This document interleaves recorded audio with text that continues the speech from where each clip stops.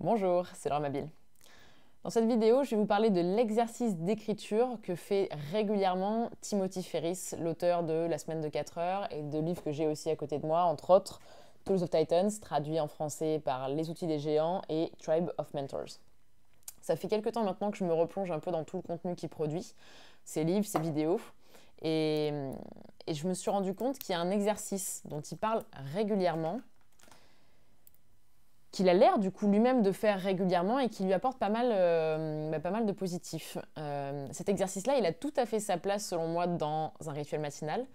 On va dire que ça va être une façon un peu particulière de faire l'exercice d'écriture, si vous en avez déjà un dans votre routine matinale, ou si justement vous avez du mal avec l'exercice d'écriture parce que vous ne savez pas vraiment quoi faire, quoi écrire, comment ça se passe, c'est justement une des façons dont vous pouvez l'exécuter. En fait, c'est un exercice de prise de recul que vous pouvez faire, je vous disais en fait pas forcément tous les matins, parce que je pense pas que ce soit le plus utile, mais que vous pouvez faire à intervalles réguliers, ou alors faire quand vous avez des moments dans votre quotidien où soit vous vous sentez particulièrement bien et vous avez envie de pouvoir identifier ce qui en est à l'origine et pouvoir le reproduire le plus souvent possible, soit vous vous sentez accablé parce que beaucoup de choses à faire, parce que vous rencontrez des difficultés ou autres, ou justement accablé d'une façon générale sans arriver à mettre le doigt sur ce qui vous met dans cet état-là. Et vous voulez pouvoir prendre un moment, identifier ce qui cloche et pouvoir du coup le régler par la suite et plus avoir à vous soucier de ça. Cet exercice-là, en fait, c'est tout bête. Il s'agit de prendre une feuille de papier et de vous poser deux questions. Il y en a une qui pour moi est plus intéressante que l'autre, enfin même si vous allez voir, elles sont assez similaires. La première question, ça va être d'identifier, vous allez vous demander en fait quels sont les 20% des activités et des personnes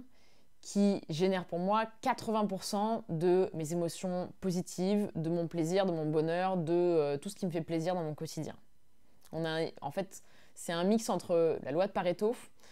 juste un exercice de prise de recul, sur cette question-là un peu de gratitude, et en même temps, si vous avez lu le résumé, ou si vous avez lu le livre ou le résumé que j'ai fait de The One Thing de Gary Keller et Jay Papasan, on est exactement dans la même idée, puisqu'on est dans le fait d'identifier les actions leviers, ou justement les activités et les personnes, dans ce cas-là, leviers, qui ont le plus d'impact dans notre quotidien. Avec cette première question, c'est un impact positif. Donc je vous la répète, c'est quels sont les 20% des activités et des personnes qui génèrent pour moi 80% de mes émotions positives, de mon bonheur, de mon plaisir.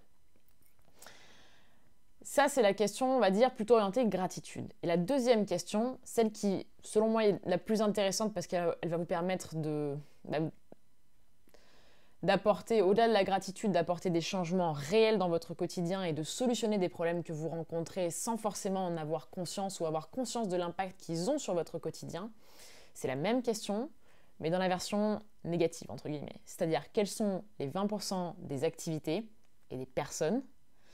qui génèrent pour moi 80% de mes émotions négatives, de mes angoisses, de mon stress, des choses qui me font briller et ce genre de choses-là. C'est un exercice qui peut être fait, honnêtement, ça mérite de la réflexion, et si vous n'avez pas l'habitude de faire ce genre d'exercice-là, vous allez peut-être voir que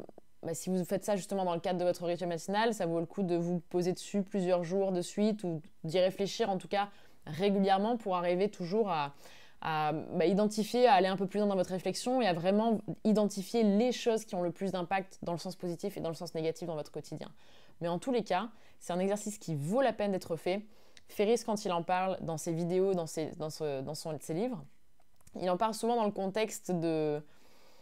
il est en train de vivre justement une mauvaise période, il est dans une période de stress, il est dans une période qui est pas agréable, et justement il a du mal à identifier pourquoi il en est là. Et il fait cet exercice-là, surtout avec la question justement négative, quelles sont les 20% des choses qui sont à l'origine de 80% de ses émotions négatives, pour arriver à, identifier d'où vient le problème et à solutionner le problème d'autant plus facilement par la suite.